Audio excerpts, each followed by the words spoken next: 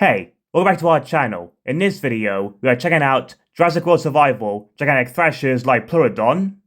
This is now the second Liopleurodon released by Mattel after the 2022 Dominion Raw Strikers figure. With a pull-up shot of the figure in action, Jurassic play info, with an image of Torvosaurus of future release, then let's get this figure unpacked. Here we have it unpacked. Whilst holding it like this, the flippers just hang down. I gotta say, this figure is quite a bit larger than its Raw Striker's predecessor.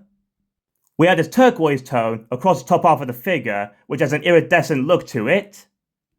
We have one button here, and a second one just here, and these activate its action features. This new release has quite a different look to it, especially the size of its head. The flippers, tail, and the underside of the figure have this black tone. The paint apps across the figure actually gives it a bit of a wet look. I think Mattel has done a pretty decent job on this figure's colour scheme by not going too over the top. The face has a pretty smooth finish to it, with red eyes and brow ridges of jagged scoots above them. Inside the mouth, we have several rows of soft plastic teeth on the upper and lower jaw. And the inside of the mouth and the tongue is this pale pink tone. For this marine reptile, we have this cool looking scale texturing across it. Running down its back, we have various sized black spikes.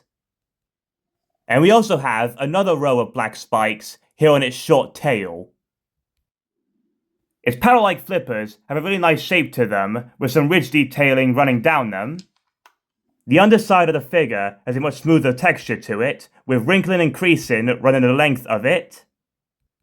And the underside of the flippers are detailed the same as on the top. The smooth texturing then transitions into the scale texturing that we see on top of the figure. Here's the articulation. The tail can spin all the way around just like this.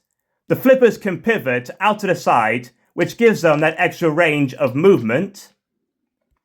The front flippers can pivot out to the side, exactly the same as the rear ones. We have articulation for the jaw. Both the upper and lower jaw open up, and it's activated by its action feature. And the articulation on this side is exactly the same. By pressing this button, you activate its paddling and spike growing action. We have all four of its flippers moving, and here you can see its spikes growing on its back. But it's a real shame we have no sound effects for these features. Having adjusted the flippers out to the side, here you can see them in action. Now let's activate its next feature, which is this chomping action. The chomp feature is fine, but without sound effects, it's a bit of an anticlimax. And trying to do both features at the same time is a little bit awkward to do. Here on its rear flipper, we have Jurassic play code. Now let's crack on and get it scanned in. Here he is scanned into the app. Here's the front of him, side, back, other side. Here's the info. Here's how tall he is, dies meat, what his name was a car, origin is Europe. Now for comparison, here is alongside the 2022 Raw Strikers Liopleurodon. As you can see, there's a considerable difference between these two figures. From above, you can see a different style of flippers and different body shape. The Raw Strikers figure has a longer, thinner snout, whilst the new release is shorter, but it has a lot more teeth. Here we can see some of their different action features. As you can hear, the Raw Strikers has sound effects with its head striking action, but the flippers had to be moved manually.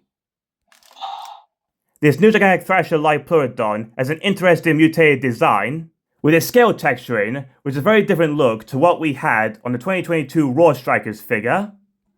But I'm not too keen on the flipper action feature, as they always hang down when you hold the figure like this.